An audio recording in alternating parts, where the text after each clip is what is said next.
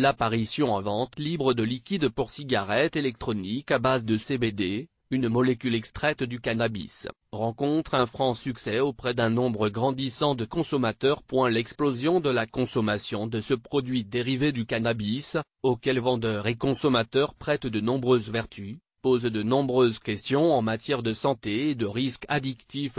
Mais aujourd'hui, le CBD est dans un flou juridique total. Le plaisir et la détente, sans la défense ni l'odeur. C'est la promesse du CBD. 3 petites lettres pour désigner le cannabidiol, molécule extraite du cannabis et petit frère moins connu et moins puissant du THC tétrahydrocannabinol, le principe psychoactif de la plante. Facile à se procurer et à peu près légal, le CBD compte de plus en plus de discrets adeptes. Selon eux, le CBD détendrait, calmerait angoisse et coups de stress et atténuerait les insomnies. Mais de son côté, l'Agence nationale de sécurité du médicament en son rappelle que la commercialisation de liquides contenant du CBD est interdite. Alors, produit miracle ou drogue potentiellement addictive? Ça détend, ça aide à dormir et on n'a pas les yeux explosés. Véronique, qui fume un petit pet de temps en temps avec son mari, a testé le CBD pour la première fois il y a à peine 1 mois et demi en se demandant s'il pourrait remplacer ses joints occasionnels.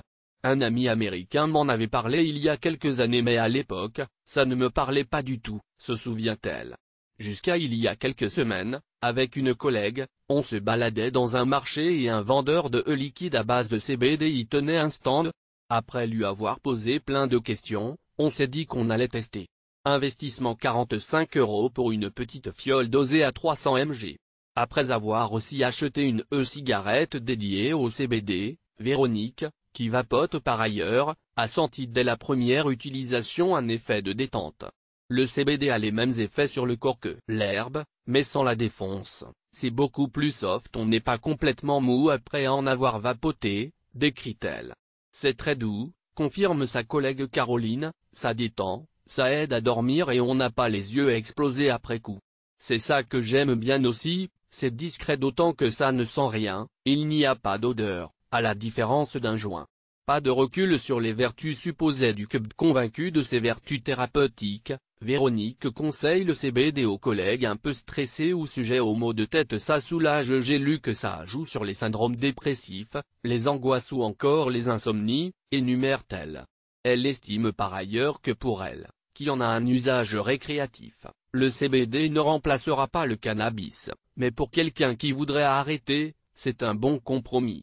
Les vendeurs de CBD en vantent les vertus, les consommateurs aussi, mais le fait est que l'on ne sait pas grand-chose. Le CBD est-il un bon substitut au fait de fumer du cannabis?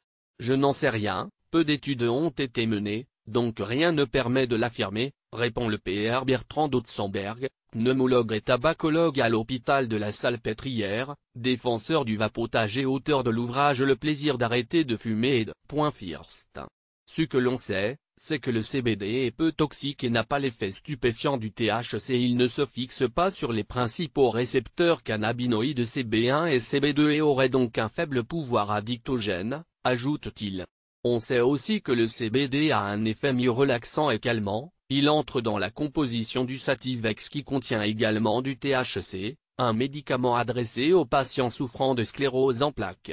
Autre point relevé par le pneumologue, le cannabis est moins addictif que le tabac, compare-t-il, et en termes de toxicité pure, le CBD est moins nocif que la nicotine. On peut craindre un risque potentiel d'addiction à ce jour, il est scientifiquement établi que dans le cannabis, le principe actif, addictif et psychotrope, c'est le THC, qui a par ailleurs des propriétés thérapeutiques anti-émétiques, stimulateurs d'appétit, etc.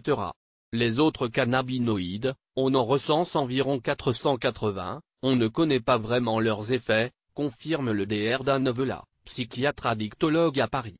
Toutefois, des études menées notamment en Suisse sur des produits dérivés du chanvre, dont le CBD, rapportent que les autres cannabinoïdes n'ont pas vraiment de potentiel addictif.